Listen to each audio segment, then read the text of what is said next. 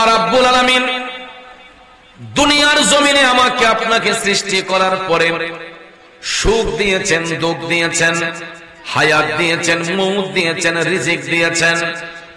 আল্লাহ রাব্বুল আলামিন এই দুনিয়াটা আমার আপনার জন্য একটা পরীক্ষাশালা হিসেবে দিয়েছেন। কথা কোন ঠিক কিনা? আল্লাহ রাব্বুল আলামিন দুইটা দিক আমাদেরকে দান করেছেন, একটা সত্যের পথ আর একটা মিথ্যার পথ।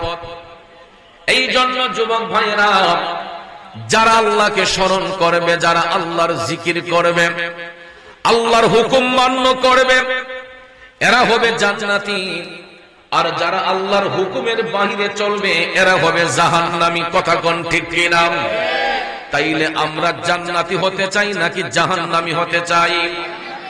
জান্নাতে যদি হতে হয়, জাহান্নামীদের ভয়াবহতা কি হবে শুনুন। আল্লাহ রাব্বুল আলামিন সূরা তাহার 124 নম্বর আয়াতে কারিমায় ঘোষণা করেন, বিসমিল্লাহির রহমানির রহিম, ওয়া মান আ'রাদা আন যিকরি ফাইন্না লাহু মাঈশাতান দুনকান ওয়া নাহশুরুহু ইয়াওমাল কিয়ামাতি আ'মা। একটা জবান বন্ধ রাখবেন না, জবান খুলে বলুন আল্লাহু আকবার। বন্ধুরা আমার, আল্লাহ রাব্বুল আলামিন বলতেছেন, ও জগৎবাসীরা, যারা আমি আল্লাহর স্মরণ থেকে দূরে সরে যায়, যারা আমার জিকির থেকে বিলীন হয়ে যায়, গাফেল হয়ে যায়, আল্লাহ রাব্বুল আলামিন তাদের জন্য কঠিন শাস্তি নির্ধারণ করে রেখেছেন। আর ওই শাস্তির ধরনটা হলো, কিয়ামতের ময়দানে আমার আল্লাহ ওই সমস্ত ব্যক্তিদেরকে অন্ধ বানায়া উত্তোলন করবে।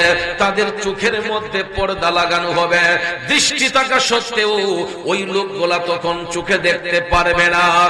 এর কারণ হলো এরা আল্লাহর বিধিবিধান মানে নাই, আল্লাহর স্মরণ থেকে বঞ্চিত হয়েছে, আল্লাহর জিকির করে নাই, আল্লাহর হুকুম মান্য করে নাই। এই জন্য আল্লাহ রাব্বুল আলামিন হাসরের মাঠে তাদের চোখের মধ্যে পর্দা লাগায়া অন্ধ করে তাদেরকে উত্তোলন করবে। এ যুবক বন্ধুরা, তখন ওই লোকেরা আল্লাহ রাব্বুল আলামিনকে ডেকে বলবে, ক্বালা রাব্বি লিমা হাশারতানি আ'মা ওয়া ক্বাদ কুনতু বাসীরা। আল্লাহ, কেন আমাদেরকে অন্ধ করে উঠাইলা? আমরা তো দুনিয়ার মধ্যে চক্ষুষ্মান ছিলাম, আমাদের তো দৃষ্টি শক্তি ছিল, দৃষ্টি থাকা সত্ত্বেও কেন আমাদেরকে অন্ধ করে উঠাইলা? তখন আমার আল্লাহ তাআলা বলবে, ক্বালা কাযালিকা আতাতকা আয়াতুনা ফানাসিতাহা ওয়া কাযালিকাল ইয়াওমা তুনসা। জোরে কি আল্লাহু আকবার বলবেন না? হে বন্ধু, আল্লাহ রাব্বুল আলামিন বলবে, বান্দা, এই জন্য তোমাকে অন্ধ করে আমি উঠাইলাম, তোমার থেকে মুখটা ফিরাইয়া নিলাম। আমি আল্লাহর সত্য বিধান তোমার নিকট পাঠানো হয়েছিল, তোমার দৃষ্টি থাকা সত্ত্বেও আমার বিধানকে তুমি অনুসরণ করে নাই, আমার সত্য কোরআনকে তুমি ফলো করো নাই। এই কারণে আজকে হাসরের ময়দানে তোমার দৃষ্টি থাকা সত্ত্বেও আমি আল্লাহ তোমার চোখের মধ্যে পর্দা লাগাইয়া দিলাম। তাইলে বলুন, দুনিয়ার কেউ যদি কারো চোখ অন্ধ করতে নাও পারে, আমার আল্লাহর ইশারায় চোখ বন্ধ হতে পারে কি পারে না? আরো জোরে কোন পারে কি পারে না? এই জন্য কবি বলেছেন, তুমি রাখো কি বা মারো এই দয়া করো, থাকিতে যেন তোমায় না ভুলিও, থাকিতে যেন তোমায় না ভুলি। ঠিক কিনা কোন? তুমি রাখো কি বা মারো এই দয়া করো, থাকিতে যেন তোমায় না ভুলি। বন্ধুরে, দুনিয়া দুনিয়ার জমিনে থাকা অবস্থায় যদি কেউ আল্লাহর চিনে না, আল্লাহর হুকুম মান্য করে না, মনে রাখবেন হাসরের ময়দান তাদের জন্য খুব ভয়াবহ হয়ে যাবে। এ নবীর প্রেমিকেরা, আসমান জমিন জিন ইনসান ফেরেশতা সবাই একদিন ফানা হয়ে যাবে, বিলীন হয়ে যাবে, একমাত্র আমার আল্লাহ তাআলার নাম ব্যতীত। ঠিক না বেঠি? সব কিছু বিলীন হয়ে যাবে। পৃথিবী ফানা হয়ে যাবার আগে কিছু লক্ষণ প্রকাশ পাবে, কিছু আলামত প্রকাশ পাবে। দুনিয়া ধ্বংস হওয়ার আগে কিছু কিছু আলামত বিদ্যমান থাকবে। এই ব্যাপারে বুখারী শরীফের 20 নম্বর পৃষ্ঠায়, সহিহ মুসলিম শরীফের 390 পৃষ্ঠায় এবং ভাইয়েরা আমার সহিহ মুসলিম শরীফের 2য় খণ্ডের 393 পৃষ্ঠার মধ্যে এই riwayatখানা এসেছে। কিয়ামত সংগঠিত হওয়ার পূর্বে কিছু সিম্পটম দেখা যাবে।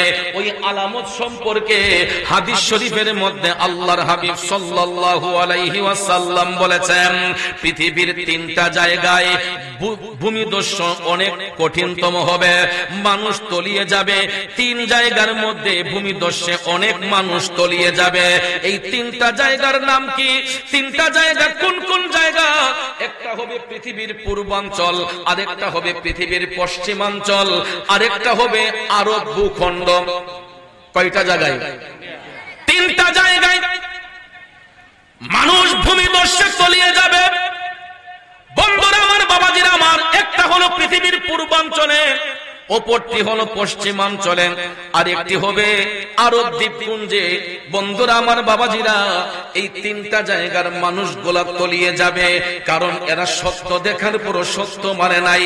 এই কারণে ওই 3টা জায়গার মধ্যে আল্লাহর আযাব খুব কঠিনতম আসবে। এরপরে রাসূল বলেছেন, ইলম উঠে যাবে।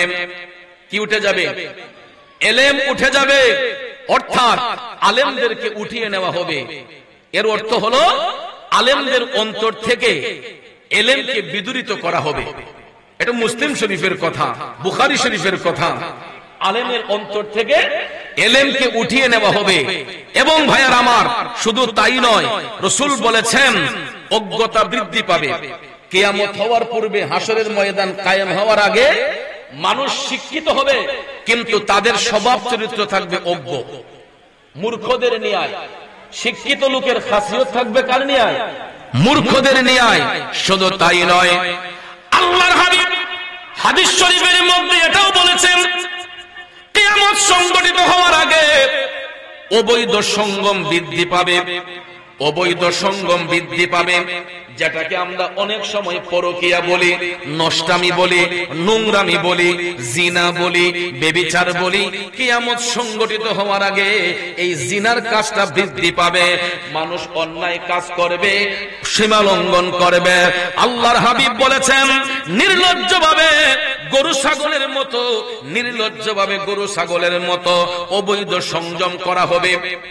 গরু ছাগল দেখবেন, তারা মিলন করতে গেলে তাদের কোনো বাধা থাকে না, কোনো পর্দা লাগে না, বেপর্দা হইয়া রাস্তাঘাট অনেক সময় দেখবেন গরু ছাগলের মধ্যে মেলামেশা হয়ে যায়। কথা কোন ঠিক কিনা? তবে রাসূল বলেছেন, কিয়ামত সংগঠিত হওয়ার আগে কিছু কিছু মানুষের আলামতটা গরু ছাগলের মতো হয়ে যাবে। যেই রকম গরু ছাগলগুলা ওপেনলি রাস্তাঘাটে মেলামেশা করে, আমার উম্মতের মধ্যেও রাসূল বলেছেন এমন কিছু অজ্ঞ বের হবে, এরা গরু ছাগলের মতো রাস্তাঘাটে, এদের চোখে কোনো শরম লজ্জা বলতে থাকবে না। রাস্তাঘাটে এরা গরু ছাগলের মতো সঙ্গম করবে, মিলন করবে। কথা কোন? এরকম সিম্পটম এখনো আসে না নাই? দুঃখ লাগে, কষ্ট লাগে, কি বলবো দুঃখের কথা। উমেদনগরের বাবাজিরা, এই রবিউল আউয়াল শরীফ শুরু হওয়ার আগে এই বছর আমার নতুন একটা গজল আমি রেকর্ড করার জন্য চট্টগ্রাম গেছিলাম। কোথায়?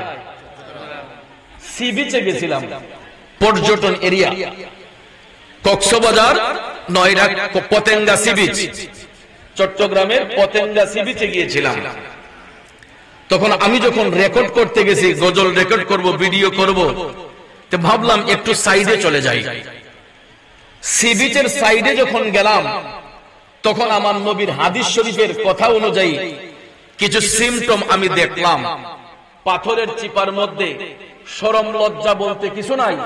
নারী পুরুষের অবৈধ মেলামেশা। ভাইয়ার আমার, বন্ধুরা আমার, এদের কোনো চক্ষু শোষণ নাই, শরম লজ্জা বলতে কিছু নাই।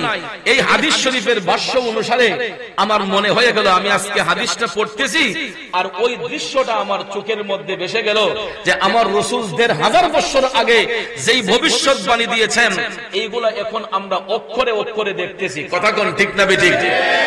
নারী পুরুষের অবৈধ মেলামেশা।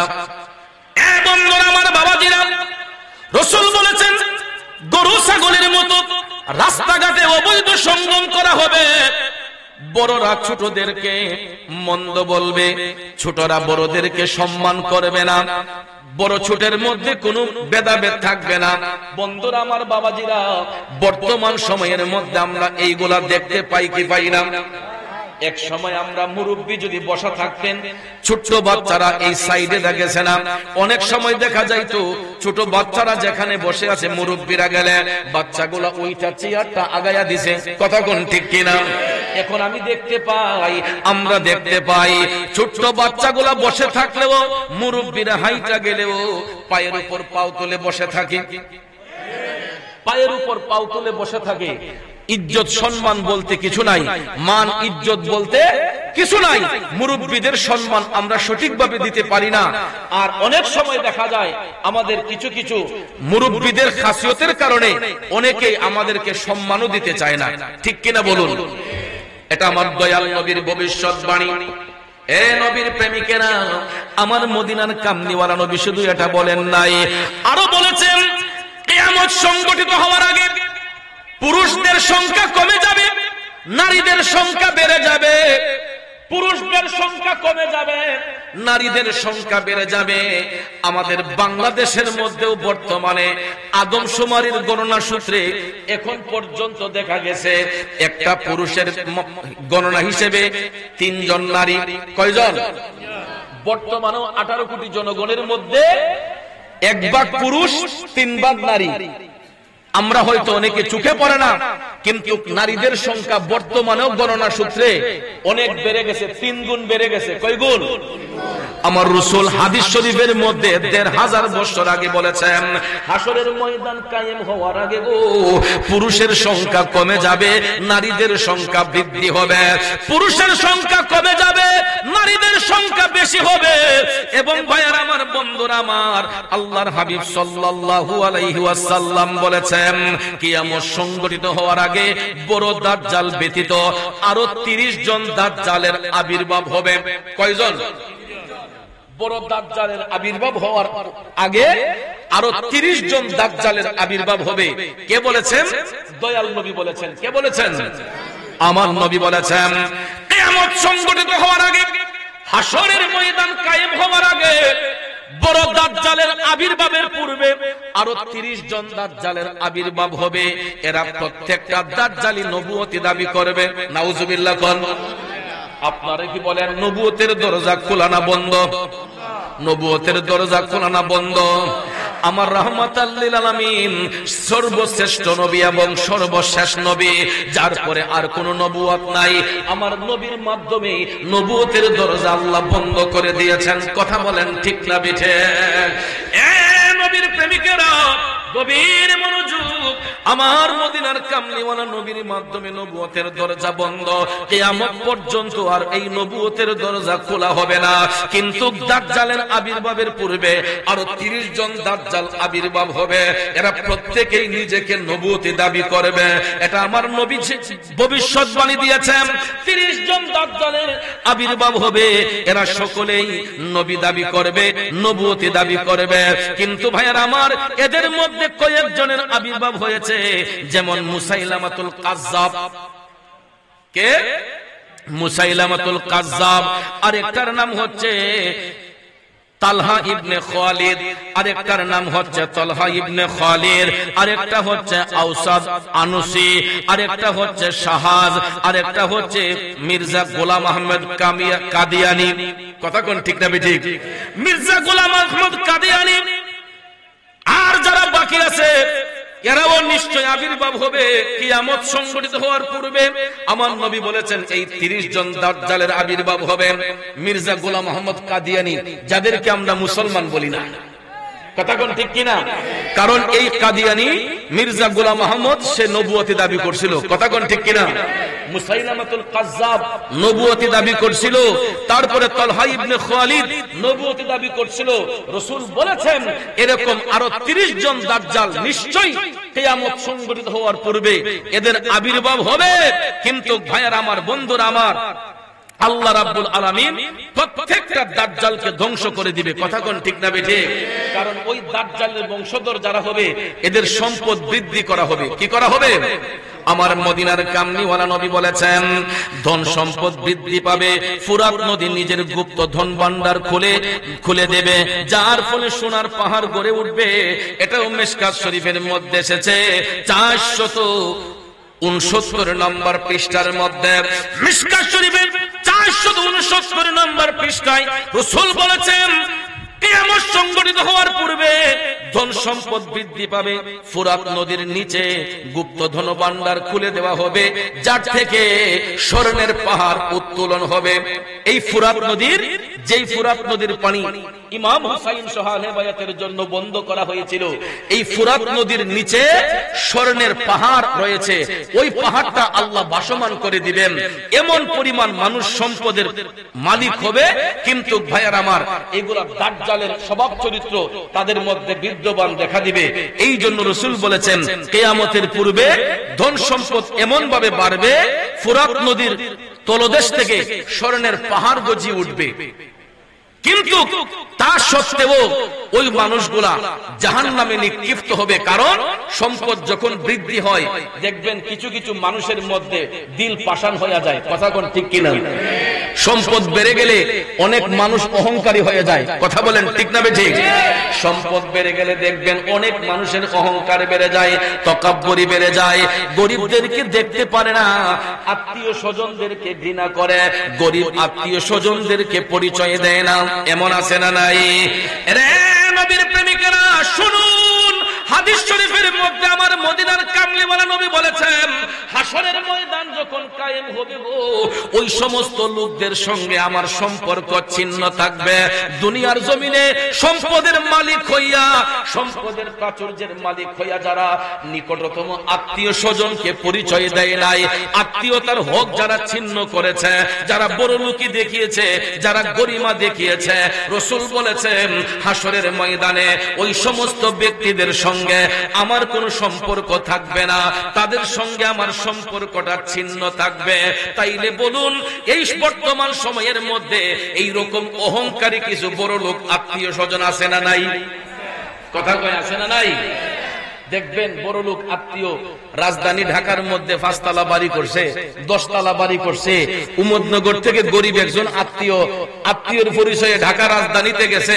দেখা যায় ওই বড় লোক তার কাছের আত্মীয় হতে পারে, এটা মামাতো ভাই, হতে পারে চাচাতো ভাই, হতে পারে ফুফাতো ভাই, হতে পারে কোন নিকট আত্মীয়। রাজধানী ঢাকায় যখন বড় লোক ভাইয়ের বাসায় গেছে, আরেক বন্ধু জিজ্ঞেস করছে কিরে এই গ্রামের লোকটা কে? কয় না, আমার বাড়ির কাজের লোক। এমন আছে না নাই? না, আমরা বাড়িতে কাজ করে প্রতিবেশী। বড় জোর যদি পরিচয় দেয় তো না, আমরা বাড়িতে কাজ করে প্রতিবেশী। এরপরও বলে না এটা আমার চাচাতো ভাই, এটা আমার মামাতো ভাই, এটা আমার খালাতো ভাই। এইরকম সম্পর্ক ছিন্নকারী এই সমাজে কিছু বিত্তবান বড় লোক আছে না নাই? আমার নবী ভবিষ্যৎবাণী দিয়েছেন হাসরের ময়দানে ওই শ্রেণীর লোকদের সঙ্গে আমি রাসূলের সম্পর্ক ছিন্ন থাকবে, যারা দুনিয়ার জমিনে আত্মীয়তার হক যারা ছিন্ন করেছে। গরিব আত্মীয় হওয়ার কারণে বড় লোক আত্মীয় তাদেরকে পরিচয় করে নাই। রাসূল বলেছেন ওই সমস্ত ব্যক্তিদের সঙ্গে আমার সম্পর্কটা ছিন্ন থাকবে। ভাইয়ার আমার, বন্ধুরা আমার, রাসূল বলেছেন হাসরের ময়দান কায়েম হওয়ার পূর্বে মানুষের ঈমানটা এমন ভাবে শক্ত হয়ে যাবে, হাতের তালুতে জ্বলন্ত কয়লা রাখার মতো। জ্বলন্ত কয়লা হাতে রাখার মতো যেমন কষ্ট, এমন একটা জামানা আসবে আমার উম্মতের ঈমান রাখাটা এই রকম পরিমাণ কষ্ট হয়ে যাবে। কথা কোন ঠিক না ঠিক? জ্বলন্ত আংরা হাতের তালুতে রাখলে যেই পরিমাণ কষ্টের তাপ হাতের মধ্যে লাগবে, রাসূল বলেছেন এমন একটা জামানা আসবে আখিরি জামানায় আমার উম্মতের ঈমান রাখাটা ঠিক এই রকম পরিমাণ কষ্টের মতো হয়ে যাবে। কিন্তু ভাইয়ের আমার, বন্ধুরা আমার, রাসূল বলেছেন তখন ওই মানুষগুলা, ঈমানদার মানুষগুলা, তাদের ঈমান নষ্ট না হওয়ার কারণে এরা বলবে যে আয় আল্লাহ, আমাদেরকে তাড়াতাড়ি তুমি কবরের মধ্যে পাঠাইয়া দাও, কারণ তারা ঈমান রক্ষা করাটা খুব কঠিন হয়ে যাচ্ছে। এই জন্য এরা বলবে আল্লাহ গো, আমাদেরকে তাড়াতাড়ি কবরের মধ্যে পাঠাইয়া দাও। আর কবরবাসী যদি হইতাম আল্লাহ আমাদের জন্য খুব ভালো হয়ে যেত। বন্ধুরা আমার, বাবাজিরা, তাইলে বলুন এই সমস্ত আলামত এখন বর্তমানে দেশে আছে না নাই? কথা কোন আছে না নাই? মুসলমানদের ঈমান নিয়ে চলা বড় কঠিন হয়ে গেছে। মুসলমানদের ঈমান নিয়ে চলা বড় কঠিন হয়ে গেছে। দেখা যায় এই সুফিবাদের দেশে, বাংলার জমিনে যারা ঈমান নিয়ে চলতে চায়, ওই সমস্ত ঈমানদারদের বিরুদ্ধে এক ধরনের মুনাফিক বেঈমানরা উপচে পড়ে লেগেছে। ঠিক কিনা বলুন? এই হবিগঞ্জের সুন্নি জনতা, আপনারা গতকালকে লক্ষ্য করেছেন, যিনি সুন্নিয়তের বীর মুজাহিদ, টেকনাফ থেকে তেতুলিয়া, রূপসা থেকে পাথরিয়া, সত্যের পক্ষে, নবীর পক্ষে অক্লান্ত পরিশ্রম করে যেই লোকটা সুন্নিয়তের খেদমত করছে, আমার বন্ধুবর আল্লামা তাহিরি নবীর বিরুদ্ধে যারা কথা বলেছিল তাদের প্রতিবাদ করতে যাইয়া ব্রাহ্মণবাড়িয়ায় কিছু জঙ্গি গোষ্ঠীর হামলার শিকার হয়েছে। ঠিক কিনা বলুন? কি দোষ ছিল লোকটা, কি অন্যায় করেছিল আল্লামা বন্ধুবর তাহিরি? কঠিনতম অন্যায় করেছিল না, অন্যায় সেটাই ছিল, যদি অন্যায় হয়ে থাকে তাহিরি সাহেবের, সেটাই ছিল ভারতে এক কোলাঙ্গার আমার নবীর বিরুদ্ধে কথা বলেছে। রাসূলের অপমানে যদি কাঁদে না তোর মন, মুসলিম নয় মুনাফিক তুই রাসূলের দুশমন। কথা বলেন ঠিক কিনা? ঈমানদারদের চেতনা হলো আমার নবীর বিরুদ্ধে যারা কথা বলবে, জীবন থাকতে সেটাকে ছাড় দিতে পারবো না। আওয়াজ দেন ঠিক কিনা? সেই ভারতের কোলাঙ্গারের বিরুদ্ধে বন্ধুবর আল্লামা পীর মুফতি গিয়াসউদ্দিন আত-তাহিরি, তিনি ইতিমধ্যে অনেক জায়গায় মানববন্ধন করেছেন। যেহেতু তিনি ব্রাহ্মণবাড়িয়ার সন্তান, ওনার ইচ্ছে ছিল ব্রাহ্মণবাড়িয়ার মানুষদেরকে নিয়ে জেলা সদরে আমরা দেখিয়ে দেব নবীর বিরুদ্ধে যারা কথা বলে তাদের বিরুদ্ধে হুঙ্কার দিয়ে ব্রাহ্মণবাড়িয়ার জমান থেকে প্রমাণ করব যে ব্রাহ্মণবাড়িয়ার জমিনে নবীর প্রেমিকরা এখনো আছে। ঠিক কিনা? এটাই ছিল তাহিরি সাহেবের অন্যায়। তিনি সেই দাবি নিয়ে প্রশাসনের কাছে গিয়েছিলেন অনুমতি নেওয়ার জন্য, কিন্তু সেই এজিদ বাহিনীর ষড়যন্ত্রে, এজিদের চেলাদের ষড়যন্ত্রে সেই অনুমতি পাইতে তিনি ব্যর্থ হয়ে গেলেন। প্রশাসন অনুমতি দেয় না।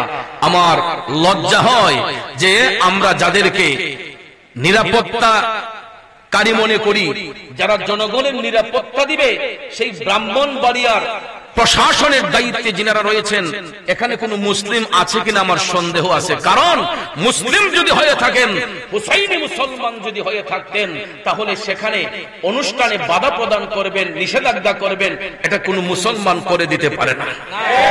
কথা কোন ঠিক না বেঠিক? ওটা প্রশাসন হোক বা যেই কোনো ব্যক্তি হোক, যেই কোনো ধর্মের হোক, নবীর বিরুদ্ধে কথা বলেছে, প্রশাসন সেটাকে অনুমতি দিয়ে এর বিরুদ্ধে কথা বলার সুযোগ করে দেওয়া, এটা রাষ্ট্রের দায়িত্ব। কথা কোন ঠিক না বেঠিক? প্রশাসনের দায়িত্ব।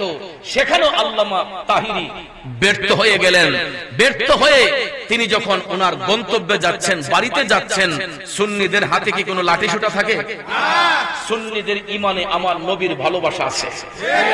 সুন্নিদের সিনার মধ্যে সবচেয়ে বড় হাতিয়ার হচ্ছে ইশকে মুস্তাফার প্রেম। এছাড়া আমাদের সিনাতে আর কোনো নোংরামি নেই।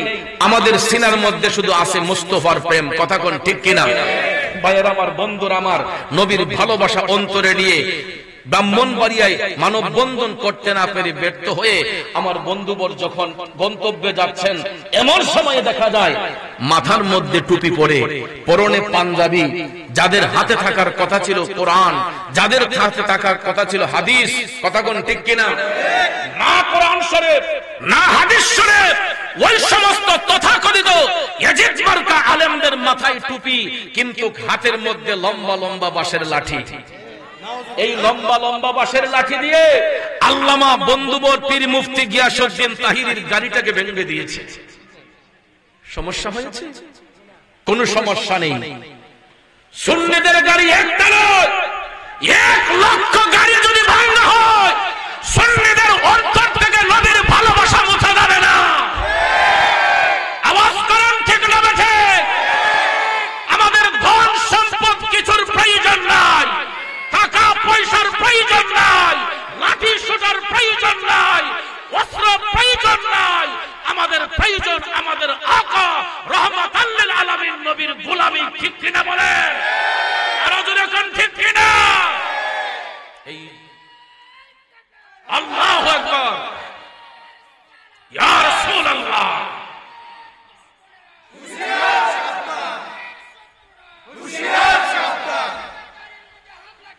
জবাব চাই, জবাব চাই। কষ্ট হচ্ছে আপনাদের? আমরা নবীর গোলামি চাই, কথা কোন ঠিক কিনা? আরে দু জাহানে কি যে হবে মোদের পরিচয়, দু জাহানে কি যে হবে মোদের পরিচয়, প্রিয় নবীর গোলাম ছাড়া অন্য কিছু নয়, প্রিয় নবীর গোলাম ছাড়া অন্য কিছু নয়, দু জাহানে কি যে হবে মোদের পরিচয়, প্রিয় নবীর গোলাম ছাড়া অন্য কিছু নয়, প্রিয় নবীর গোলাম ছাড়া অন্য কিছু নয়। কথা কোন ঠিক না বেঠে? আমরা নবীর গোলামি চাই কি চাই না? 2 হাত তুলে দেখাও হবিগঞ্জের সুন্নি মুসলমান।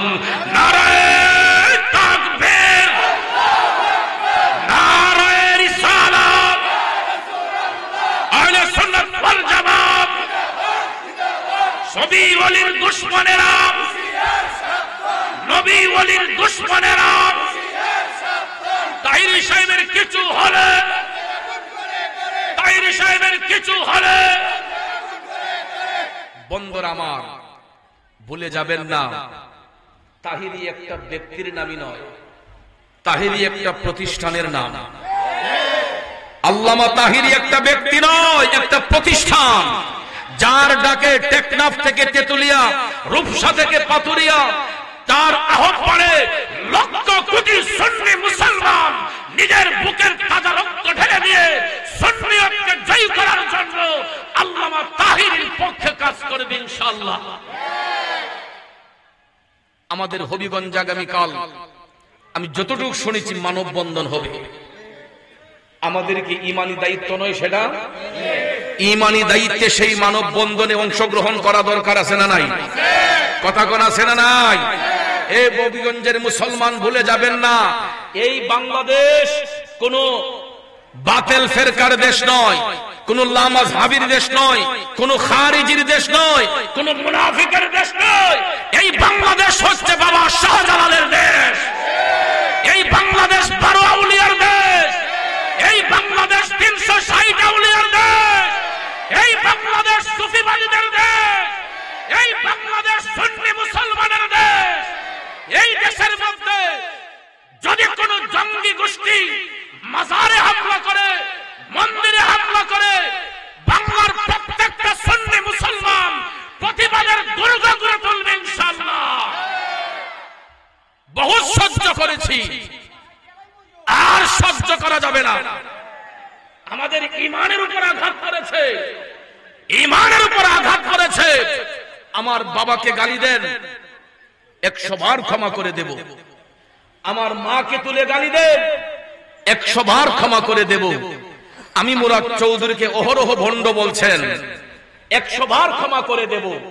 আমাকে মন্দ বললে আমার কিছু যায় আসে না, কিন্তু আমার দয়াল নবীর বিরুদ্ধে কথা বললে, আমার বাবা শাহজালালের বিরুদ্ধে কথা বললে, আমার গাউসে পাকের বিরুদ্ধে কথা বললে, আমার খাজা আজমিরের বিরুদ্ধে কথা বললে, হক্কানি ওলি আল্লাহর বিরুদ্ধে কথা বললে, খোদার কসম খেয়ে বলছে আর সহ্য করব না।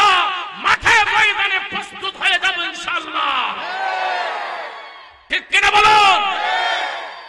অনেক সহ্য করা হয়েছে। সুন্নিরা নরম নয়, সুন্নিদের দিল নরম, ঠিক কিনা বলেন? কিন্তু নবীর বিরুদ্ধে কথা বললে আমরা খুবই গরম।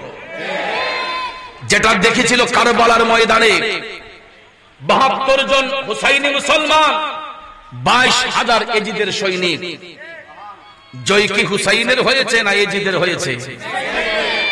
সত্যের পক্ষে লোক কম থাকবে, বাতিলের পক্ষে লোক যদিও বেশি থাকে, জয় হবে সত্যের, ঠিক কিনা বলুন? ভাইরা আমার, আমরা হবিগঞ্জের মানুষ, শান্তিপ্রিয় মানুষ, আমরা সুফিবাদী বিশ্বাসী, ওলি আল্লাহর প্রেমী বিশ্বাসী। আমাদের ঈমান নিয়ে যদি কেউ ছিনিমিনি খেলে, পীর মুরিদি যার যার, সুন্নিয়ত আমাদের সবার। সুন্নিয়ত রক্ষায় আমরা সবাই এক প্ল্যাটফর্মে কাজ করব। রাজি আছেন তো সবাই? কারা কারা সুন্নিয়তের পক্ষে কাজ করবেন হাত তুলে দেখান। নারায়ে তাকবীর, নারায়ে রিসালাত, আহলে সুন্নাত ওয়াল জামাত, সুন্নি মহাসম্মেলন, সুন্নি মহাসম্মেলন। কষ্ট হচ্ছে আপনাদের? রাগ করেছেন? গতকাল থেকে ঘুম হচ্ছে না, ঘুমটা একেবারে হয় না। চেষ্টা করি চোখে ঘুম আনতে, কিন্তু ভাবি এসব কি হচ্ছে, এসব কি হচ্ছে দেশে? মাজার ভাঙ্গার জন্য কেউ কি বলে দিয়েছে? মন্দির ভাঙ্গা করার জন্য কোন সরকার কি বলছে? তাহলে এই সমস্ত জঙ্গিগুলা কারা? এরা কোথা থেকে আসলো? এটা জাতি জানতে চায়, ঠিক কিনা বলো? আল্লাহ তাদেরকে হেদায়েত নসিব করুক। তাদের নসিবে যদি হেদায়েত না থাকে, আল্লাহ যেন ওই সমস্ত বিয়াদব রাসূলদেরকে ধ্বংস করে দেয়। একটু দরুদ শরীফ পড়ুন। আল্লাহুম্মা সাল্লি আলা সাইয়্যিদিনা মুহাম্মাদ, আল্লাহুম্মা সাল্লি আলা সাইয়্যিদিনা মুহাম্মাদ, নাবিয়ানা মাওলানা মুহাম্মাদ, নাবিয়ানা মাওলানা মুহাম্মাদ, আল্লাহুম্মা সাল্লি সাইয়্যিদিনা মুহাম্মাদ, নাবিয়ানা শাফি।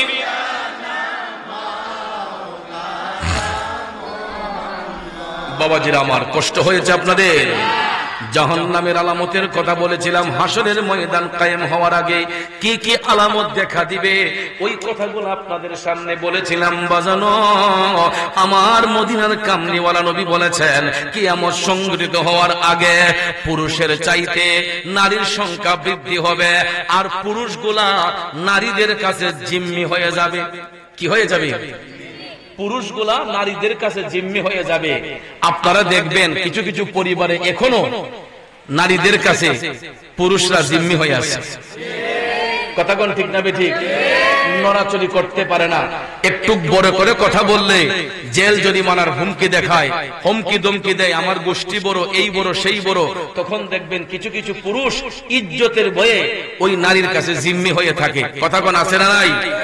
ভাইয়ের আমার, রাসূল বলেছেন, সন্তান মা বাপের নাফরমানি করবে, সন্তান মা বাপের সঙ্গে নাফরমানি করবে। এই আখিরি জামানার মধ্যে এমন একটা সময় আসবে, রাসূল বলেছেন, হাসরের ময়দান কায়েম হওয়ার আগে সন্তানে মা বাবার সঙ্গে নাফরমানি করবে, বিয়াদবি করবে। এমন কুলাঙ্গার সন্তান আছে না নাই? মা বাবার সাথে নাফরমানি করে আসেনি? কিছু কিছু কুলাঙ্গার সন্তান দেখবেন মায়ের উপর হাত তুলে, বাবার উপর হাত তুলে। অনেক সময় দেখা যায় মা বাবাকে বকাবকি করে, আছে না নাই? অনেক সময় বাবাকে ঘাট ধাক্কা মারে, মাকে ঘাট ধাক্কা মারে। নাউজুবিল্লাহ বলবেন না? এটা নতুন কোনো কথা নয়। ১৫০০ বছর আগে আমার রাসূল এটা মুসলিম শরীফের মধ্যে বলে দিয়েছেন। সহিহ মুসলিমের মধ্যে এই বর্ণনা এসেছে। রাসূল বলেছেন, এই ফিতনার জামানায়, আখিরি জামানায় আমার উম্মতের মধ্যে কিছু কিছু জাহেলে মুরাক্কাব, তারা মা বাবার সঙ্গে নাফরমানি করবে। শুধু তাই নয় ভাইয়ের আমার, বন্ধুরা আমার, সন্তান বন্ধু বান্ধব নিয়ে মেতে থাকবে এবং মা বাপকে অবজ্ঞা করবে, আসেনি? বন্ধু বান্ধব নিয়ে আরাম আয়েশ করবে, আনন্দ ফুর্তি করবে, বন্ধুদের পিছনে লাখ লাখ টাকা খরচ করবে, কিন্তু মা বাবার ভরণ পোষণ করবে না, এমন লোক আছে না নাই?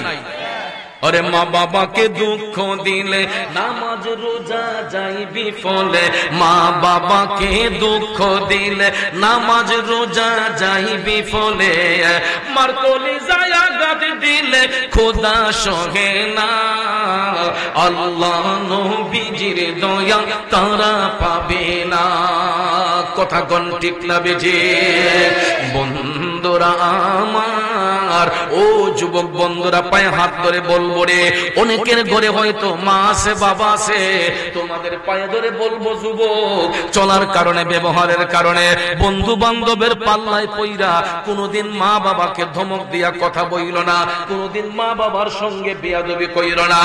এ হবিগঞ্জের সুন্নি মুসলমান যুবক বন্ধুরা, আমি চাই না চলার কারণে তোমাদের জীবনটা নষ্ট হয়ে যাক।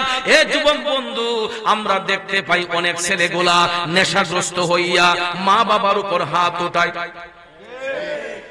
বড়ি খাওয়ার জন্য, বাবা বড়ি খাওয়ার জন্য, ইয়াবা সেবনের জন্য যখন হাতে টাকা পায় না রাস্তার মধ্যে গাছ পালায়, আসেনি?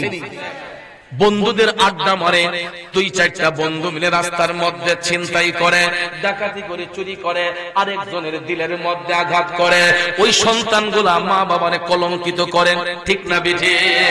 একটা কথা শুনে রাখো যুবক, মন ভাঙ্গে না মসজিদ ভাঙ্গে, ভাঙ্গে আমার আল্লাহর ঘর, মন মন্দিরে আল্লাহর বাড়ি, ব্যথা দিস না তার ভিতর, ঠিক কিনা বলেন?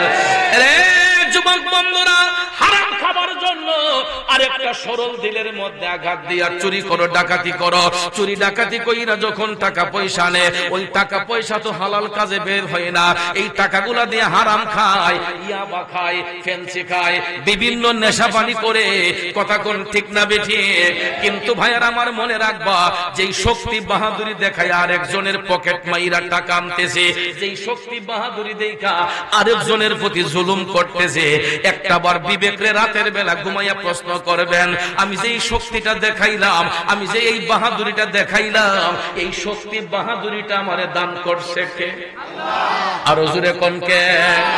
এ নবীর প্রেমিকেরা, শক্তি যদি আল্লাহ দিয়ে থাকে, সেই আল্লাহর বান্দার দিলের মধ্যে আঘাত দিয়া আমি কেমনে চিন্তাই করি, ডাকাতি করি, কেমনে আমি হারাম কাজে লিপ্ত হই। এই জন্য কবি বলতেছেন, মন ভাঙ্গে না মসজিদ ভাঙ্গে, ভাঙ্গে আমার আল্লাহর ঘর, মন মন্দিরে আল্লাহর বাড়ি, ব্যথা দিস না তার ভিতর, মন মন্দিরে আল্লাহর বাড়ি, ব্যথা দিস না তার ভিতর। কথা কোন ঠিক না বেজে?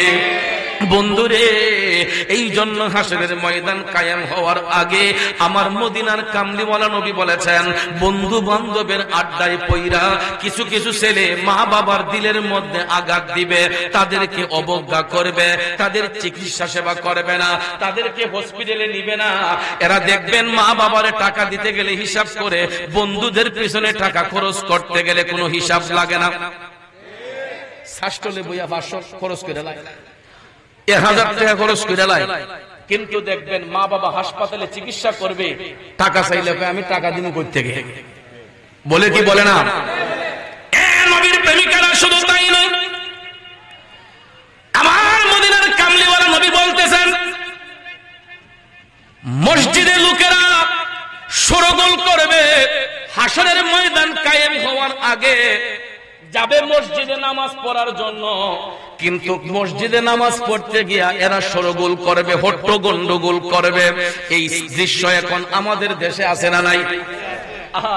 হাদিস শরীফটা পড়তেছি আর আমার দয়াল নবীর কথা মনে কইরা চোখের পানি ছাইরা কান দিয়া, আরে ১৫০০ বছর আমার নবী জানে যে মসজিদের ভিতরে মারামারি করবে, যাবে নামাজ পড়তে, সেখানের মধ্যে এরা জুতা দিয়ে ইটাইটি করবে, জুতার বাক্স দিয়ে ইটাইটি করবে।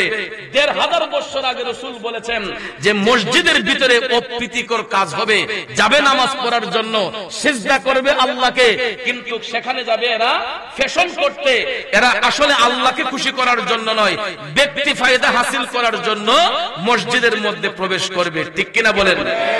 লজ্জা লাগে এই দেশে জন্মগ্রহণ করে। এই তোষটা শোনার স্বাধীন বাংলাদেশ, যেই দেশের জাতীয় মসজিদের ভিতরে দুই পক্ষের মধ্যে গন্ডগোল হয়ে এদের মাথায় টুপি, মুখে দাড়ি, দেখা যায় আল্লাহর ঘর মসজিদের ভিতরে জুতা দিয়ে মারামারি। আপনারা দেখেন নাই? আপনারা কি দেখেন নাই? আল্লাহর ঘর কি জুতা ইটানোর জায়গা নাকি সিজদা করার জায়গা? এরা তো আল্লাহর ঘরে সিজদা করতে যায়নি আল্লাহকে, এরা ব্যক্তি ফায়দা হাসিল করার জন্য গিয়েছে। ঠিক কিনা বলেন? তাহলে ভাইয়ার আমার নবী বলেছেন হাসরের ময়দান কায়েম হওয়ার আগে মসজিদের লোকেরা শুরগুল করবে, অর্থাৎ গন্ডগোল করবে, এবং এই দেশের মধ্যে অশালীন কাজ করবে, এই পৃথিবীর মধ্যে অশালীন কাজকর্ম বেশিরভাগ বৃদ্ধি পাবে। অনেক সময় অন্যায় দেখার পর মানুষ চুপ করে বসে থাকবে, প্রতিবাদ করবে না। আছে না নাই? আছে না নাই? অন্যায় করবে, তার স্বার্থের মধ্যে আঘাত করবে বিদায় অন্যায়টাকে প্রশ্রয় দিতেছে, যা তোর ইচ্ছা তুই কর। এমন আছে না নাই? এটা হাসরের ময়দানের কায়েম হওয়ার আগে এই সমস্ত আলামত যখন আসবে তখনই বুঝবেন কিয়ামত আস্তে আস্তে অতি নিকটে। বন্ধুরে, কিয়ামত কিন্তু বেশি দূরে নয়। যেই কথাগুলো ১৫০০ বছর আগে আমার মদিনার কামলিওয়ালা নবী ভবিষ্যৎবাণী দিয়েছিলেন, বর্তমানে দেখা যায় এই কথাগুলো এখন আমার আপনার কাজে চলে আসতেছে। কথা কোন ঠিক না বিঠে? বন্ধুরা আমার, বাবাজিরা আমার, মদিনার কামলিওয়ালা নবী আরো বলেছেন যে অবশ্যই মদিনা শরীফের মধ্যে ৩ বার ভূমিকম্প হবে। হাসরের ময়দান কায়েম হওয়ার আগে মদিনা শরীফের মধ্যে ৩ বার ভূমিকম্প হবে। কয়বার? কোথায়? যেই মদিনাতে রাহমাতাল লিল আলামিন নবী শুয়ে আছেন, এই মদিনা শরীফের মধ্যে ৩ বার ভূমিকম্প হবে। রাসূল বলেছেন কেন জানেন? দাজ্জালের দলে কারা কারা, এদেরকে বাছাই করার জন্য। দাজ্জালের দলে কারা কারা, এদেরকে বাছাই করার জন্য মদিনাতুল মুনাওয়ারায় হাসরের ময়দান কায়েম হওয়ার আগে রাসূল বলেছেন ৩ বার ভূমিকম্প হবে। কয়বার? ৩ বার ভূমিকম্প হবে। আর এই ভূমিকম্প যখন হবে তখন ওখানকার মুনাফিকরা দাজ্জালের উপর ঈমান আনবে। কার উপর? দাজ্জালের উপর ঈমান আনবে এবং দাজ্জালের সাথে এরা যোগ দেবে। ইহুদিগণ দাজ্জালের ফোর্স হিসেবে থাকবে। ইহুদিরা কি দাজ্জালের ফোর্স হিসেবে থাকবে, আর মুসলমানরা এই লেখা পড়তে পারবে। তাদের দাজ্জালের কপালে আরবিতে লেখা থাকবে কাফারা, অর্থাৎ কাফের। কি লেখা থাকবে? কাফারা, কাফের।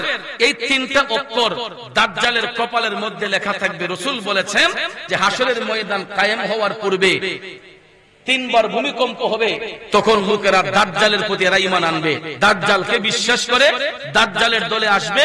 রাসূল বলেছেন এরা দাজ্জালের ফোর্স হিসেবে কাজ করবে। আর আমাদের দেশে দেখবেন বিভিন্ন ফোর্সের বিভিন্ন ড্রেস আছে। কথা কথা আছে না? সেনাবাহিনী বলেন, নৌবাহিনী বলেন, বিমান বাহিনী বলেন, আনসার বাহিনী বলেন, ডিবি বলেন, এরকম অনেক ধরনের মানুষের, এবং যারা আমরা দল গঠন করেছি প্রত্যেক দলের দেখবেন কিছু কিছু মনোগ্রাম আছে। আছে না? মনোগ্রাম আছে, সিম্পটম আছে। তখন দাজ্জালের অনুসারী যারা হবে এদের কপালের মধ্যে 3টা চিহ্ন থাকবে। একটা থাকবে কাফ, ফা, রা, এটার সংমিশ্রণ হলো কাফের। এদের কপালের মধ্যে লেখা থাকবে কি? কাফের। যখন দাজ্জাল সারা পৃথিবী ভ্রমণ করে সিরিয়ার মধ্যে পৌঁছাবে, মদিনার কামলিওয়ালা নবী বলেছেন যখন দাজ্জাল সারা পৃথিবী ভ্রমণ করে সিরিয়ার মধ্যে যখন পৌঁছাবে, এই সময় হযরতে ঈসা আলাইহিস সালাম আসমান থেকে দামেস্কের জামে মসজিদে পূর্ব মিনারে অবতরণ করবেন। ঈসা আলাইহিস সালাম আসমান থেকে দামেস্কের জামে মসজিদের পূর্ব মিনারের মধ্যে আল্লাহর পক্ষ থেকে আসমান থেকে ঈসা নবীর আবির্ভাব হবে। সুবহানাল্লাহ কোন, আরো জোরে কোন সুবহানাল্লাহ। সেই সময় মসজিদের মধ্যে ফজরের আজান হবে। সুবহানাল্লাহ কোন। ওই সময় ঈসা নবীর আবির্ভাব যখন হবে, মদিনার কামলিওয়ালা নবী বলতেছেন, তখন এই দামেস্কের মসজিদের মধ্যে ফজরের আজান হবে। ফজরের আজানের পরে জামাতের জন্য ইকামত যখন বলা হবে, তিনি জামাতে শামিল হবেন, অর্থাৎ ঈসা নবী জামাতের মধ্যে শামিল হবেন। শামিল হবার পরে এবং মুসল্লিদের অনুরোধে তিনি নামাজ পড়াবেন, ইমামতি করবেন। সুবহানাল্লাহ কোন। যখন ঈসা আলাইহিস সালাম হাসরের ময়দান কায়েম হওয়ার পূর্বে যখন দামেস্কের এই মসজিদের পূর্ব মিনারে যখন অবতরণ করবেন, ফজরের আজান হবে, তখন জামাতে ইমামতি করার জন্য ইকামতে সালাত দেওয়ার পরে তখন হযরতে ঈসা আলাইহিস সালামকে নামাজ পড়ার ইমামতি করার জন্য বলা হলো। তিনি যখন ইমামতির মধ্যে দাঁড়াইলেন গো, এমন সময় দাজ্জালের শরীরের মধ্যে লবণের মতো ঘামগুলা বেয়ে বেয়ে পড়তেছে। আল্লাহু আকবার। ওই সময় সেই অভিশপ্ত দাজ্জাল হযরত ঈসা আলাইহিস সালামের নিঃশ্বাসের সুগন্ধে পানিতে লবণ গলার মতো গলতে থাকবে। পানিতে লবণ যেরকম গলে যায়, তখন দাজ্জাল আস্তে আস্তে এরকম ভাবে গলতে থাকবে যতদূর তার দৃষ্টি যাবে, অর্থাৎ ঈসা আলাইহিস সালামের দৃষ্টিটা যতদূর যাবে ততদূর নিঃশ্বাসের সুগন্ধে দাজ্জাল পৌঁছবে। দাজ্জাল তখন পালাতে চেষ্টা করবে, কিন্তু হযরত ঈসা আলাইহিস সালাম তার পিছু নিবেন। দাজ্জাল যখন পালাইতে চেষ্টা করবে, তখন ঈসা নবী দাজ্জালের পিছু নিবেন। দাজ্জালের পিছু যখন নিবেন, তার পৃষ্ঠদেশে তীর নিক্ষেপ করা হবে। দাজ্জালের পিঠের মধ্যে ঈসা আলাইহিস সালামের পক্ষ থেকে তীর যখন নিক্ষেপ করা হবে, তীর নিক্ষেপ করে তিনি ওই দাজ্জালকে জাহান্নামের মধ্যে পাঠিয়ে দেবেন। আরো জোরে কোন সুবহানাল্লাহ। এই জন্য ভাইয়ের আমার, এই জাহান্নামের আলামতগুলো হাসরের ময়দান কায়েম হওয়ার আগে এই সমস্ত আলামতগুলো পৃথিবীর মধ্যে দেখা দিবে। তাইলে রাসূল বলেছেন, ওয়ামান, আল্লাহ তাআলা বলেছেন, ওয়ামান আ'রাদা আন যিকরি ফা ইন্না লাহু মাঈশাতান দানকা ওয়া নাহশুরুহু ইয়াওমাল কিয়ামাতি আ'মা। আমার মদিনার কামলিওয়ালা আমার আল্লাহ তাআলা বলেছেন যে যদি ওই সমস্ত ব্যক্তিগুলা যারা আমি আল্লাহর শরণ থেকে দূরে সরে যায়, আমি তাদের জন্য কঠিন শাস্তি নির্ধারণ করে রেখেছি। আর ওই শাস্তির ধরনটা হলো, আল্লাহ রাব্বুল আলামিন হাসরের ময়দানে তাদেরকে অন্ধ করে উঠাইবেন। কারণ হলো এরা আল্লাহর বিধান মানে নাই, এরা আল্লাহর হুকুম আহকাম মানে নাই। এই জন্য ভাইয়েরা, এদেরকে অন্ধ করে আমার আল্লাহ জাহান্নামের মধ্যে উঠাইবে। হাসরের ময়দানে এদেরকে আল্লাহ উঠাইবে। বন্ধুরা আমার, বাবাজিরা, হাদিস শরীফের মধ্যে আমার নবী বলেছেন, ও হাসরের ময়দান যেই দিন কায়েম হবে, ওই দিন মানুষের শরীরের মধ্যে কোনো কাপড় থাকবে না। কি থাকবে না? যখন কি থাকবে না? এখন আমরা যে বসছি, আমাদের কাপড় আছে শরীরে এবং আমাদের দৃষ্টিগুলা, ঘাড়গুলা এদিক সেদিক ফিরাতে পারছি। আমার সভাপতি সাহেব কি রঙের কাপড় কিনছে, আমার মুসল্লিরা কি রঙের কাপড় পরছে, আমার গায়ে কি রঙের কাপড় আছে, মিডিয়া ভাইদের গায়ের মধ্যে কি রঙের কাপড় আছে, এরা কোন কোন ক্যামেরা নিয়ে আসছে, আমি ঘাড় ফিরাইয়া তাকাইলে দেখতে পারি, আপনি ঘাড় ফিরাইয়া তাকাইলে দেখতে পারেন কত রং বেরঙের পোশাক আমাদের গায়ের মধ্যে জড়ানো। ঠিক কিনা কোন? ও বন্ধু, একটু মনোযোগ বাঁধান আমার। মদিনার কামলিওয়ালা নবী বলেছেন, হাসরের ময়দান যেই দিন কায়েম হবে, প্রত্যেকটা মানুষ উলঙ্গ থাকবে, কারো গায়ের মধ্যে কোনো কাপড় থাকবে না, এবং প্রত্যেকটা মানুষের দৃষ্টি থাকবে আসমানের দিকে। কোন দিকে? প্রত্যেকটা মানুষের দৃষ্টি থাকবে আসমানের দিকে। তখন আমাদের আয়েশা সিদ্দিকা রাদিয়াল্লাহু তাআলা আনহা আমার মদিনার কামলিওয়ালা নবীকে প্রশ্ন করবেন, নবী গো, ইয়া রাসূলুল্লাহ, হাসরের ময়দান কায়েম হলে মানুষের গায়ে যদি কাপড় থাকে না, ইয়া রাসূলুল্লাহ, মানুষ কি কেউ কারো দিকে তখন তাকাইতে পারবে? আমার নবী কেঁদে কেঁদে বলতেছেন, আয়েশা রে, ও আমার প্রাণের আয়েশা, শোনো, হাসরের ময়দান এমন একটা ময়দান, যেই ময়দানে মানুষ উপস্থিত হবে, কারো গায়ে কাপড় থাকবে না। এই কারণে প্রত্যেকটা মানুষের দৃষ্টি থাকবে আসমানের দিকে। কোন দিকে? মদিনার কামলিওয়ালা নবী বলেন, আয়েশা, মানুষ নফসের কারণে নিজের ঘামের মধ্যে এমন ভাবে ডুবে থাকবে, কেউ ডানে বামে ফিরে তাকাতে পারবে না। ইভেন রাসূল বলেছেন আপন লজ্জাস্থানের দিকে পর্যন্ত তাকাইবার শক্তি পাবে। অথচ দেখেন আমার আপনার দেহের মধ্যে কত রঙের শক্তি। গ্রামের ভাষায় অনেকে কয় আরে বেটা 5 মহিনা বাড়লো এলা, কয় 1.5 মহিনা বাড়তো অনাসে টানছি, কয় 2 মণ 3 মণ লইয়া ভুরভুরে দৌড়ছি। শক্তির বাহাদুরি।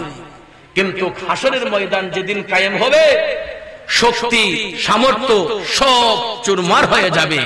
সম্পদশালী ছিলেন, কিছুই থাকবে না, সব কিছু বিলীন হয়ে যাবে। গায়ে কাপড়টা পর্যন্ত থাকবে না। উলঙ্গ অবস্থায় নারী পুরুষ সবাই উত্তোলন হবে, দৃষ্টি থাকবে আসমানের দিকে। রাসূল বলেন ডানে বামে তাকাবে দূরের কথা, আপন লজ্জাস্থানের দিকে পর্যন্ত কেউ তাকাতে পারবে না। অন্যকে দেখবেন কখনো নয়। রাসূল বলেছেন আপন লজ্জাস্থানের দিকে পর্যন্ত তাকাইবার শক্তি কেউ পাবে না। এমন একটা ময়দান হবে হাসরের ময়দান, যেই দিন সবাই নফসি নফসি বলে কাঁদবে। ওই ময়দানে স্বামী স্ত্রীকে চিনবে না, স্ত্রী স্বামীকে চিনবে না, ভাই বোনকে চিনবে না, বোন ভাইকে চিনবে না। অথচ দেখেন সন্তান যদি বাড়িতে ফিরতে একটু দেরি হয়, বাবা কয় কিরে অমুক তোর বাইরে একটা ফোন লাগাছা, তাই 2টা বাজে এখন আইছে না করো, আমার ফুটটা কই আছে খবর ল। মা দেখবেন মেয়েকে ডাক দিয়া কই কি গো অমুক তোর বাইরে একটা কল দে, রাত দিকে 1:30টা হয়ে গেছে এখনো ঘরে আসতেছে না। যুবক বন্ধুরা আমার, বাবা যদি দোকান থেকে বাড়িতে আসতে একটু দেরি হয়, সন্তান দেখবেন মা সন্তানটারে পাঠায় দেয় কি অমুক তাড়াতাড়ি যা তো, তোর বাপের দিকে খবর নাই, আজকে দিকে আসতে অনেক দেরি হয়ে গেছে। কত ভালোবাসার টান, কত প্রেম মধুর ভালোবাসা, স্ত্রী স্বামীর জন্য, স্বামী স্ত্রীর জন্য, সন্তান বাবার জন্য, বাবা সন্তানের জন্য, বন্ধু বন্ধুর জন্য। এরে মদিনার কামলিওয়ালা নবীর প্রেমিকেরা শোনো, হাসরের ময়দানে যেই দিন কায়েম হবে গো, ওই দিন বাবা সন্তান চিনবে না, সন্তান বাবারে চিনবে না। যেই স্ত্রীর নিয়া যুগ যুগ সংসার করলাম, হাসরের ময়দানে স্ত্রী স্বামী চিনবে না, স্বামী স্ত্রী চিনবে না, কেউ কাউকে চিনবে না গো।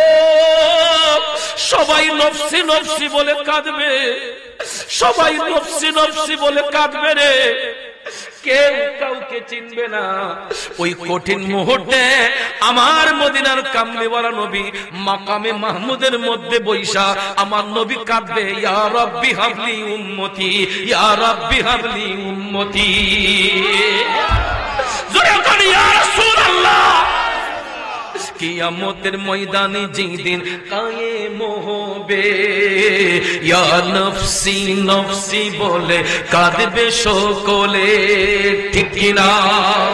কিয়ামতের ময়দানে যেদিন কায়েম হবে, ইয়া নফসি নফসি বলে কাঁদবে সকলে, সেই দিন আল্লাহর দরবারে নবী কান্দিবে বসে, ইয়া রাসূলুল্লাহ বলে নবীকে ডাকুন, ভালো যদি বাসতে হয় নবীকে বাসুন, মন যদি দিতে হয় নবীকে দিও, মন যদি দিতে হয় নবীকে দিও। কথা কোন ঠিক না বেঠে? ও বন্ধু, হাসরের ময়দানে বুঝবেন আমার নবী কি জিনিস।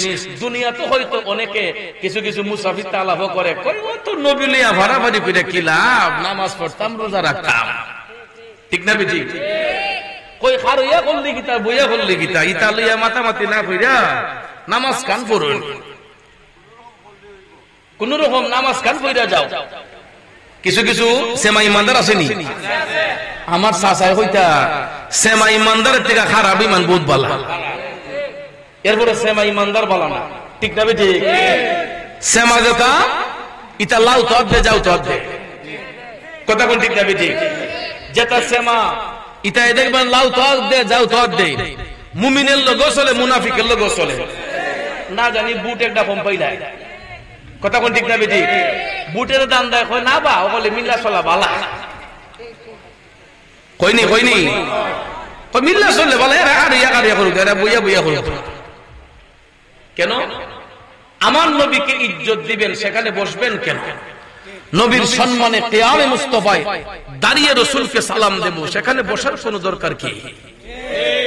যদি ওজর থাকে, প্যারালাইসিস রোগী বা প্রতিবন্ধী রোগী, উঠতে দাঁড়াতে পারে না, সে যদি বসে আমার নবীর কদমে সালাম দেয়, আল্লাহ কবুল করে নেবে। একটা মাজলিসের মধ্যে হাজার হাজার মানুষ কিয়ামে মুস্তাফায় আমার নবীকে দাঁড়িয়ে সালাম দেয়, মুষ্টিময় কিছু লোক বসে থাকে অনেক জায়গায়, আমাদের হবিগঞ্জে না, হবিগঞ্জ হইলে একটা ঠেঙ্গায় সাইজ করে নিব, কানের ঠান্ডা দুইটা টান্দে উড়াই দিব, ঠিক না বেঠি? অনেক জায়গায় আমরা তো এগুলা শিকার। কিয়াম করতেছি, আমার দারু বই রইছে, বলতে পারি না যে ভাই উঠতে খারো, কারণ এই কথাটা যদি কই মার্ডার হয়ে যাবে। এই সমস্ত জিনিস চিন্তা করে হেকমতে কিছু কিছু জায়গায় 17 বছর এক জায়গায় কিয়াম হইছে না। এই জায়গায় আমি মুরাদ চৌধুরী কিয়াম করছি। এটা গাজীপুর জেলায় কালীগঞ্জে কালীগঞ্জ উপজেলা, কাপাসিয়া উপজেলা, গ্রামের নাম ছিল রয়েন, নামটা বইলা দিলাম, গ্রামের নাম রয়েন।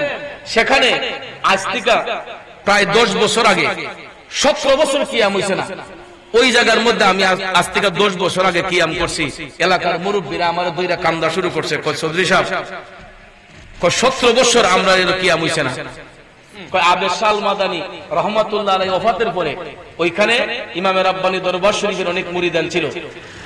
আল্লামা সৈয়দ আবেদ শাহ মাদানী রহমাতুল্লাহ আলাইহি ওফাতের পরে কয় আমরা শান্তি মতো এই এলাকায় 17 বছর ধরে কিয়াম করতে পারছি না। 17 বছর পরে আপনি এই কিয়াম কইরা আমরার অন্তরে শান্তি দিছেন। চিন্তা করেন সেই এজিদের অনুসারীরা কি কইরা রাখছে, মানুষগুলারে জিম্মি করে রাখছে। আপনারা কি মনে করেন ব্রাহ্মণবাড়িয়া শহরে নবীর প্রেমিক নাই? প্রত্যেকটা বাসা বাড়ি গিয়া দেখেন অর্ধেকের বেশি এরা সুফিবাদে বিশ্বাসী, তরিকতপন্থী মানুষ। কিন্তু সেই মুনাফিকরা কিছু কিছু মাদ্রাসা দিয়া ছাত্র ভরপুর কইরা এরা পুরাটা শহরে জিম্মি করে রাখছে। ছাত্রদেরকে জিম্মি, ছাত্ররা পুরাটা শহরকে জিম্মি করে রাখছে। মানুষ স্বাধীনভাবে তরিকতের একটা কথা বলতে পারে না, তাসাউফের একটা কথা বলতে পারে না। এটা কি মগের মূল্য? এরকম কাজ তো আমরা হবিগঞ্জে করতে পারি, কথা কোন ঠিক না বেঠিক? কিন্তু সুন্নিদের আদর্শ তো এটা নয়। সুন্নিদের আদর্শ এটা নয়। সুন্নিরা মানুষকে ভালোবাসতে জানে, মানুষদেরকে কম্প্রোমাইজ করতে জানে, কথা কোন ঠিক না বেঠিক? আমার আল্লামা তাহিরি বন্ধু বলেছিল যে মাইনাস নয় মেনেজ চাই, হিংসা মুক্ত সুন্নিয়ত চাই, কথা কোন ঠিক না বেঠিক? মাইনাস নয়, আমি কাউকে ইনসাল্ট করব না, মাইনাস করব না, আমি ম্যানেজ করে নেব। তাকে আমার কবজায় আনতে হবে বুঝিয়ে, আমার আদর্শ দিয়ে, কথা কোন ঠিক না বেঠিক? এটার মাধ্যমে সুন্নিয়ত শক্তিশালী হবে। যেই রকম কাজ করে মাঠে ময়দানে কাজ করতেছে, এই রকম ভাবে আল্লামা তাহিরি ডাকে লক্ষ লক্ষ মানুষ আজকেও রাস্তায় মিছিল করেছে। এরকম ভাবে সুন্নিদের উপর যদি হামলা হয়, বলুন আমাদের অন্তরে কষ্ট লাগে না? আমাদের হৃদয়ে রক্তক্ষরণ হয় না? এই সমস্ত কাজ কোন এলাকাতে কেউ যেন না করতে পারে, এইরকম সুযোগ যেন কেউ না পায়। ভাইয়ার আমার, বন্ধুরা আমার, হাসরের ময়দানে সবাই নফসি নফসি বলে কাঁদবে। কিন্তু ওই দিন স্বামী স্ত্রী চিনবে না, স্ত্রী স্বামী চিনবে না, ভাই বোনকে চিনবে না, কেউ কাউকে চিনবে না। কিন্তু আমার নবী মুস্তাফা সবার জন্য আল্লাহর দরবারে কাঁদবে। দুশমনি করছেন নবীর সাথে, তখনও রাসূল ইয়া রাব্বি হাবলি উম্মতি, সকল উম্মতের জন্য কাঁদবে। বন্ধুরা আমার, যেই নবী এখনো আমার আপনার জন্য কাঁদে, ওই নবীর নিয়ে ষড়যন্ত্র করা যাবে? ওই নবীর বিরুদ্ধে কথা বললে কোনো সহ্য করা যাবে? হাদিস শরীফ আল্লাহ রাসূল বলেছেন, লা ইউমিনু আহাদুকুম হাত্তা আকুনা আহাব্বা ইলাইহি মিন ওয়ালিদিহি ওয়া ওয়ালাদিহি ওয়ান নাসি আজমাইন। রাসূল বলেছেন, তোমরা কখনো মুমিন হতে পারবে না যতক্ষণ আমি রাসূল তোমাদের নিকট অধিক প্রিয় না হব। কার থেকে? মিন ওয়ালিদিহি, তোমার পিতামাতা, ওয়া ওয়ালাদিহি, তোমার সন্তান সন্ততি, ওয়ান নাসি আজমাইন, তোমার সমস্ত বন্ধু বান্ধব অপেক্ষায় আমি রাসূল যতক্ষণ তোমাদের নিকট অধিক প্রিয় না হব, ততক্ষণ পর্যন্ত তোমরা মুমিন হতে পারবা না। তাহলে নবীর কথা সত্য না মিথ্যা? আমার বাবা যদি নবীর দুশমন হয়, বাবাকে ছাড়া যাবে। মা যদি নবীর বিরুদ্ধে চলে যায়, মাকে ত্যাগ করা যাবে। বন্ধু যদি নবীর বিরুদ্ধে চলে যায়, 1000 বন্ধুকে লাঠি দিয়ে দূর করা যাবে। তারপর নবী ছাড়া যাবে না। বলুন আমরা রাসূল চাই কি চাই না? কারা কারা নবী চাই দুই হাত তুলে দেখায়। নারায়ে তাকবীর, নারায়ে রিসালাত। আহলে সুন্নাত ওয়াল জামাত সুন্নি মহা সম্মেলন ওরসে আলা হযরত লা ইলাহা, সবাই মিলে লা ইলাহা, একসাথে লা ইলাহা, মারহাবা লা ইলাহা, লা ইলাহা ইল্লাল্লাহ মুহাম্মাদুর রাসূলুল্লাহ সাল্লাল্লাহু আলাইহি ওয়াসাল্লাম। বাবা আমার, বন্ধুরা আমার, রাত যত গভীর হয় প্রেম তত মধুর হয়, ঠিক কিনা গণ? আব্বারে ঘড়ির দিকে তাকায়া দেখেন রাত 1টার উপরে হয়ে যাচ্ছে। ও বাজান, রাত যখন নিশি হয় দুনিয়া লোভী মানুষগুলা ঘুমের ঘরে যায়। আল্লাহ প্রেমিক রসুল প্রেমিক বান্দারা আরামের ঘুম হারাম করে দিয়া আমার মওলার জিকির দিয়া তারা ফানা হইয়া যায়। এই জন্য বাজান, প্রত্যেকটা মানুষের বাম স্তনের 2 আঙ্গুল নিচে একটা কাল্ব আছে, এটাকে বলা হয় লাতিফায়ে কাল্ব। ও বাজান, এই কালটা জন্মের পরে আয়না যেমন পরিষ্কার থাকে, আয়নার মতো পরিষ্কার থাকে, কিন্তু মানুষ যখন সাবালক হয়ে যায়, গুনাহ করতে করতে নফসে আম্মারার ঢুকায় পড়ে যখন পাপ করে, পাপ করতে করতে এই আয়নার মতো পরিষ্কার কালটা টিক্কার মতো কালো হয়ে যায়। ও বাজান, লৌহের মধ্যে জং ধরলে হাতুড়ি দিয়ে বাড়ি দিলে যেই রকম লৌহের জং দূর হয়, এই টিক্কার মতো অন্ধকার কালটাকে জিন্দা করার জন্য ইসমে জাত আল্লাহ আল্লাহ জিকির বইরা কালবের মধ্যে আঘাত করলে কালবের ময়লাটা পরিষ্কার হয়। এই জন্য জিকির কোনো তামাশা না, জিকির কোনো মস্কারা না। বড় দুঃখ লাগে, কষ্ট লাগে বাজান, জিকির করি একভাবে, এটারে রঙ্গায় আর একভাবে। জিকির করিয়ে খালে এটারে কপি কইরা এডিট কইরা এটারে রঙ্গায় আর একভাবে। আল্লাহর রাস্তে পায়ে ধরে বলবো ভাই, ব্যবসা করো, বাণিজ্য করো, ক্ষতি নাই, চুরি করন নাই, ডাকাতি করন নাই, কিন্তু ব্যবসা করেন হালাল ভাবে করেন। আবার হালালের মধ্যে হারাম মিশ্রিত করলে হবে না। হালাল ভাবে ব্যবসা করেন, আল্লাহর জিকিরকে নিয়ে ইনকার করবেন না। মুসলমানের সন্তান যদি হন, পায়ে হাত ধরে বলবো, জিকির নিয়ে কোনোদিন তামাশা করবেন না। জিকির প্রথমত 2 প্রকার, জিকিরে জালি, জিকিরে খাফি। প্রকাশ্যে জিকির, গোপনে জিকির। প্রকাশ্যে জিকির, জিকিরে জালির মধ্যে আবার অনেক প্রকার ভেদ আছে, বলতে গেলে আরো অনেক সময়ের ব্যাপার।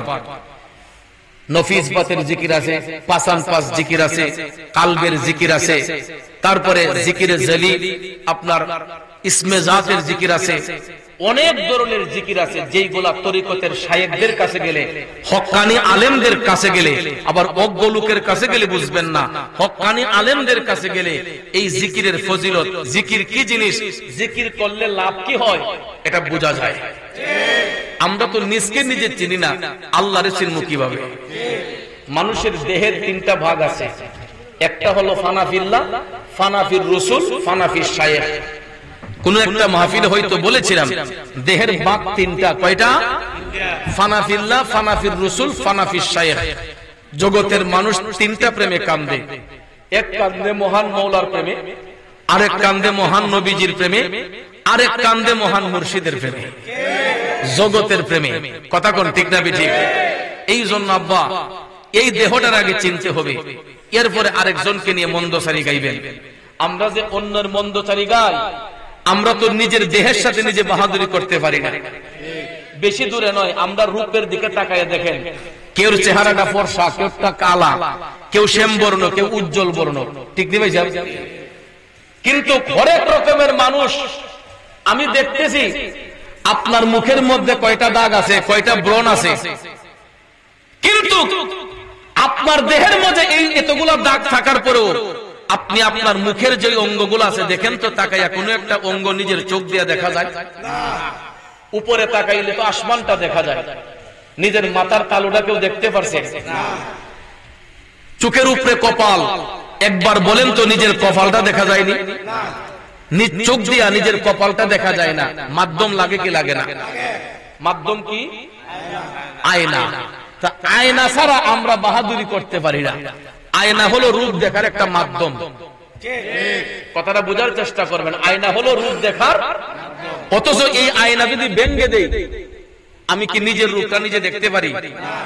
আমার তো রূপের সাথে আর কোনো বাহাদুরি নাই। আয়না যতক্ষণ চোখের সামনে আছে, আমার রূপের বাহাদুরি আমি দেখাইতে পারতেছি। আমি সুন্দর, স্মার্ট, আমার চেহারা, নাক সুকা, চোখ সুন্দর, হ্যাঁ, ব্রু সুন্দর, সব সুন্দর। কিন্তু আয়নাটা যদি না থাকে, এই রূপটা দেখা যায় না। তরিকতের মাহফিল বিদায় এই কথাটি বলতেছি। তাহলে এই রূপ দেখতে গেলে আমার একটা আয়না পেশ করতে হয়, ঠিক না বেঠিক? আয়নার সামনে নিজেকে দাঁড় করাতে হয়। ও বাজান, এই আয়নাকে যদি প্রশ্ন করি, এটার আবিষ্কার কয় বছর হলো? আয়নার আবিষ্কার তো বড় জোর 1000 বছর, 1200 বছর। এর আগে কি সাহাবায়ে কেরাম রূপ দেখছেন? অবশ্যই রূপ দেখছেন। এর আগে তো সাহাবায়ে কেরাম রূপ দেখছেন। তারা নিজের রূপটা দেখছেন কিভাবে? মুর্শিদ রূপে তারা আয়না বানাইছে। কারণ বেলায়েতে মুর্শিদ হইয়া আসিলেন দিনের নবী আমার, আসিলেন দিনের নবী। মুর্শিদ কেন পাইলে কি আর রাসূল পাবি? ঠিক না বেঠি? সাহাবায়ে কেরাম আমার নবীর মুর্শিদ বানাইছে, কথা কোন ঠিক কিনা? এই জন্য তারা নিজের রূপটা খুঁজে পাইছে, আমার নবীজির রূপ মুবারকে তারা আয়না বানাইছে। আর এই জামানায় কেউ যদি আল্লাহ রাসূলের দর্শন পেতে চায়, কামেল মুর্শিদের চেহারাটাকে হৃদয়ের মধ্যে ধারণ করুন, আয়না বানিয়ে ফেলুন। চোখ বন্ধ করলে দেখবেন অন্তর পরিষ্কার যখন হয়ে যাবে, আপন আপন কালবের মধ্যে মওলার রূপ খুঁজে পাইবে। সুবহানাল্লাহ। এই জন্য ভাইয়ের আমার, এই কালটাকে জিন্দা করার জন্য বেশি বেশি করে মওলার প্রেমে ফানা হতে হয়। ওলিদের কাছে গেলে ওলিরা কোনো ঘাস কাটার কথা কয় না। ওলিদের কাছে গেলে ওলিদেরকে মাথা তুলে রাখার কথা বলে না। ওলিদের কাছে গেলে সেই মুর্দা কলবটারে জিন্দা বানাইয়া দেয়। এই জন্য আমরা পীর মাশায়েখের কাছে যাই, ওলি আল্লাহর কাছে যাই। অন্ধপথের যাত্রীটা আলোর পথ খুঁজে পায় একজন কামেল মুর্শিদের সোহবতে গেলে, কথা কোন ঠিক কিনা? এই কারণে আমরা পীরের হাত ধরি, বায়াতে রাসূল গ্রহণ করি, একমাত্র মওলার দর্শন পাওয়ার জন্য, আল্লাহ আল্লাহ রাসূলকে চিনার, বুঝার, জানার জন্য। এই কারণে আমার নবীর দেখা পাওয়ার জন্য ইশকে মুস্তাফার প্রেমে গোলামি করেছিলেন ইমাম ইশকে মোহাম্মদ আলা হযরত আজিমুল বারাকাত আলা হযরত ইমাম আহমদ রেজা খান ফাজিলে বেরলভী রাহমাতুল্লাহ আলাইহি, জিনার নাম মুবারকের উরুস আজকে আমরা করতেছি। এই আলা হযরত কে জানেন? এই আলা হযরত চতুর্দশ শতাব্দীর মুজাদ্দিদে দ্বীন ও মিল্লাত ইমাম ইশকে মোহাম্মদ আহমদ রেজা খান ফাজিলে বেরলভী রাহমাতুল্লাহ আলাইহি। উনি কেমন আশিকে রাসূল ছিলেন? উনার পকেটের মধ্যে কলম থাকতো দুইটা। কয়টা? আপনার আমার পকেটে কলম থাকে কয়টা? আলা হযরতের পকেটে কলম থাকতো কয়টা? আমার আলা হযরত ইশকে মোহাম্মদ কেন দুইটা কলম পকেটে রাখতেন? উনাকে যখন জিজ্ঞেস করা হলো, ও আলা হযরত, কেন আপনার পকেটের মধ্যে কলম দুইটা রাখেন? ইমাম ইশকে মোহাম্মদ আলা হযরত ডাক দিয়া কয়, ভাইরা রে, একটা কলম দিয়ে আমি আমার দুনিয়াদারি সমস্ত লেখালেখি করি, আর আরেকটা কলম দিয়া শুধু আমি আমার নবী মুস্তাফার শানে কলম ধরি। সুবহানাল্লাহ। যেই কলম দিয়ে আমি নবী মুস্তাফার শান লেখি রে, ওই কলম দিয়ে আমি দুনিয়াবি কোনো কাজকর্ম করি না। ওই কলম দিয়া দুনিয়ার কোনো লেখালেখি আমি আলা হযরত করি না। আমি আহমদ রেজা যেই কলম দিয়ে আমি নবীর শান লিখি, এই কলমটা অন্য কাজে ব্যবহার করি না। আর যেই কলমটা আমি অন্য কাজে ব্যবহার করি, এই কলম দিয়ে আমি আমার নবীর শানে কলম ধরি না। সুবহানাল্লাহ। এই আলা হযরত লিখেছেন, সবসে আওলা ওয়ালা হামারা নবী, सबसे बाला वो आला हमारा नबी, अपने मौला का प्यारा हमारा नबी, दोनों ہمارا نبی سب سے اولا و اعلی ہمارا نبی سب سے بالا و اعلی ہمارا خلق سے اولیاء اولیاء سے رسل خلق سے اولیاء اولیاء سے رسل اور رسولوں سے اعلیٰ ہمارا نبی سب سے اولیاء و اعلیٰ ہمارا نبی سب سے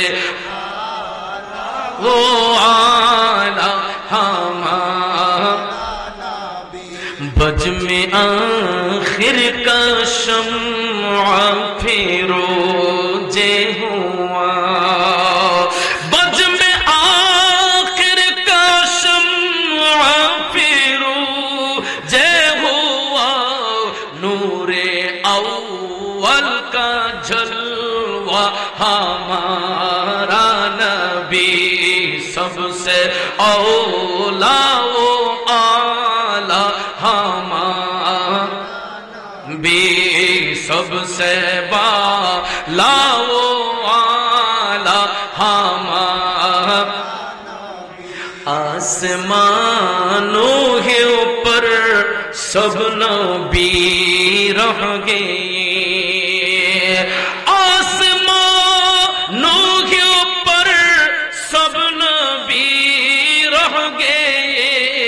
عرش و اعظم پہ پوچھا ہمارا نبی سب سے اولیٰ و اعلیٰ ہمارا نبی سب سے بالا و اعلیٰ ہمارا ملک کو نینوں میں انبیاء تاجدار پڑھیے سبحان اللہ ملک کو نینوں میں انبیاء تاجدار تاجداروں کا آقا ہمارا نبی سب سے اولیٰ و اعلیٰ ہمارا نبی سب سے